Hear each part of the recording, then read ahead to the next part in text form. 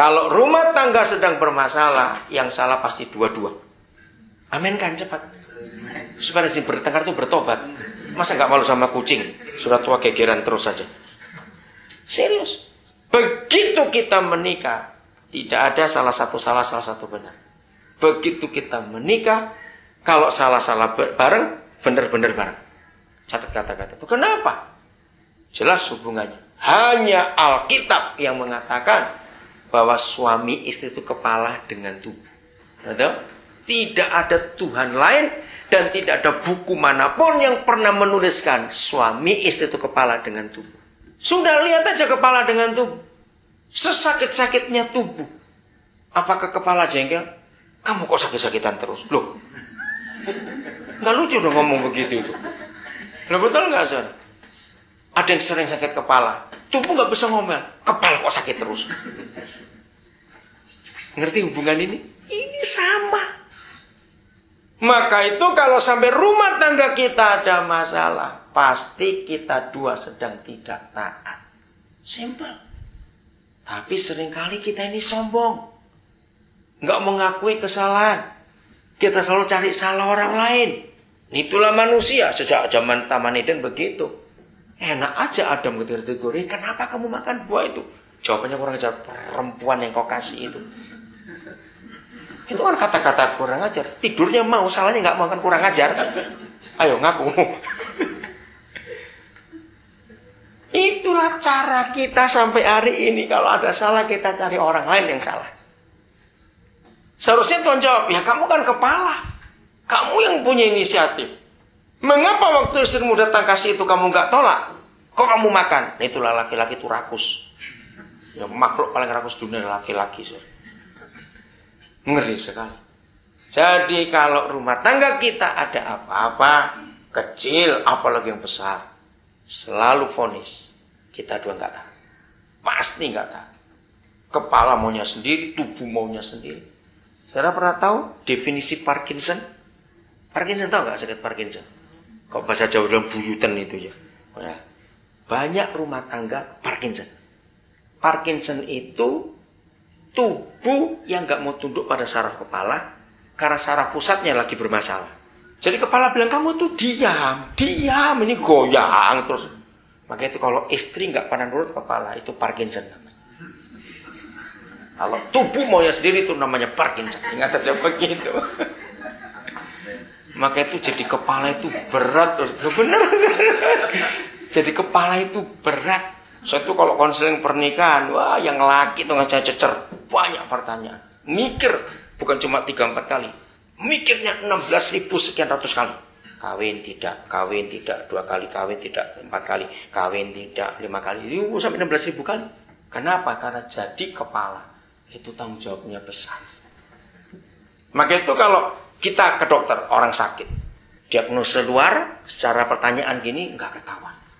Pasti dokter bilang, periksa darah. Betul nggak? Nggak ketahuan juga. Coba ronsen, periksa semuanya. Nggak ketahuan juga. Sudah ini tubuh, udah kaduk, udah nggak tahu. Terakhir suruh apa? Ayo, suruh apa? Kalau kita pernah dengar teman sakit itu, kok di tubuhnya sudah nggak bisa diapa-apain lagi, sudah diperiksa nggak ada semua, suruh apa? Nah, CT scan, MRI, pasti kepalanya ada apa-apa itu. Loh, itu Alkitab saudara luar biasa. Kepalanya lagi nggak beres ini. Ayo siapa kepala itu? Suami. Ngeri saudara. Kalau kita lihat Alkitab itu luar biasa. Maka kesimpulannya, kalau hidup ini menuruti manualnya, mana manual kehidupan? Alkitab betul. Kalau hidup ini mau nuruti manualnya, dengarlah kata itu. Percayalah saudara, hidup itu nggak ada masalah. Kok nggak amin sih? Amin. Hidup itu nggak masalah. Sakit-sakit juga jarang sekali. Ya sekali pilek lah wajar, kita bukan Superman kok. Parman lagi. Ya, percayalah nggak ada masalah. Untuk apa saja, indah sekali. Ya. Saya ini kalau ngomong dengan anak-anak Tuhan, ya supaya cepat itu Dari mana diagnosisnya? Saya cuma tanya. 1, gampang tidur atau susah tidur? 2, sering sakit mah atau tidak? Dah cuma 2 itu aja. Lu serius itu? Kenapa kau sudah tertawa? Saya tanya begitu. Pokoknya kalau orang Kristen kena salah satu atau dua-duanya itu pasti belum Kristen. Lu bener, walaupun nama-nama Kristen, rajin ke gereja, tapi kalau susah tidur, sering sakit mah, itu belum Kristen. Lu serius? Ayo bertobat. Ada yang ketawa. Ya. Saudara, sakit yang disebut dosa itu sakit mah. Oh iya, dosa itu. Kenapa? Sakit lambung itu bukan karena virus.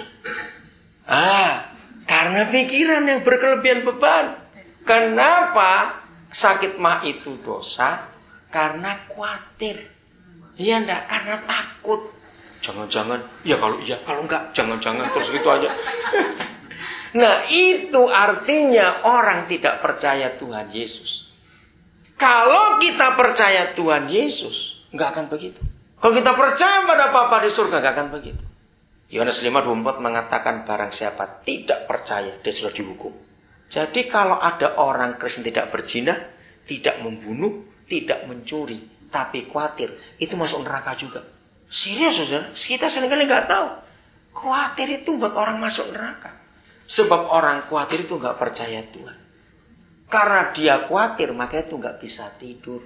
Karena nggak bisa tidur itu asam lambungnya naik, muter aja dia yang 2. Serius. Siapa yang rajin nggak bisa tidur bertobat hari ini? Ada Pak Pendeta Samuel Lawrence, baptis lagi mereka ini. Kalau perlu di laut Puji direndam. Saudara, kita harus tahu kebenaran ini.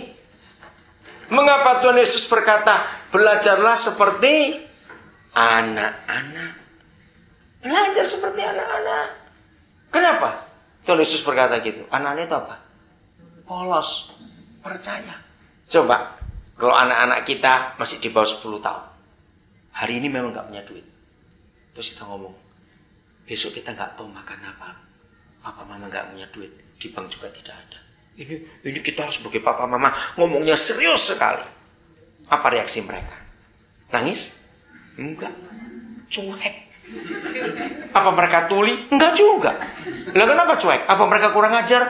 Enggak juga. Lah kenapa kok cuek? Bukan enggak ngerti. Salah kata itu. Nah, percaya papa mamaku pinter. Lain-lain, kan cari sendiri dong. Loh, itu maksud mereka ya atau tidak? Ya cari sendiri dong. Bukan urusan kami. Nah, seharusnya seperti itu kita dengan Bapa di surga. Maka itu jangan tua-tua supaya enggak kelihatan gobloknya. Lebih baik anak kecil aja, polos. Jadi percaya kepada Papa. Seringkali kita berkata makin tua makin pintar. Enggak, makin goblok kita ini. Loh, buktinya kalau banyak khawatir kan goblok. Ya udah, ngaku dah. Kalau kita percaya kepada Papa di surga, enggak usah khawatir. Enggak usah takut. Semua bisa diatasi kok. Oke? Saya sering memberikan kebenaran ini. Saya itu dapat dari Roh Kudus itu luar biasa. Oke, sambil pukul rata semua, umur kita ini semua 50-an dah ya, supaya nggak ada yang 30, nggak ada 40-an, 50-an semua, yang 60 juga turun dikit-dikit dah. Oke, 50-an tengah-tengah ya. Oke. Nah, kalau kita ini umur 50-an semua, ayo kita jujur. Tahun 70-an kita umurnya 20-an, kira-kira segitu ya, belasan 20. Tahun 70-an ada masalah nggak dalam hidup kita? Kalau diingat-ingat dulu, waktu kita masih remaja, masih muda, ada masalah nggak? Pernah ada masalah nggak? Pasti ada yang pernah patah hati juga lah. Oke, cuma lupa. Oke, lanjut. Tahun 80-an kita pernah punya masalah tidak? Ayo, ingat-ingat. Ada nggak tahun 80-an masalah? Loh, ada tidak? Saya tanya kok. Pasti. Nggak ada tahun-tahun nggak ada masalah. Tahun 90-an ada masalah tidak? Ada. Tahun 2000-an ada masalah tidak? Ada. Nah, seharusnya makin angka umur kita makin kelihatan besar, kan makin wise, makin bijaksana, makin pinter,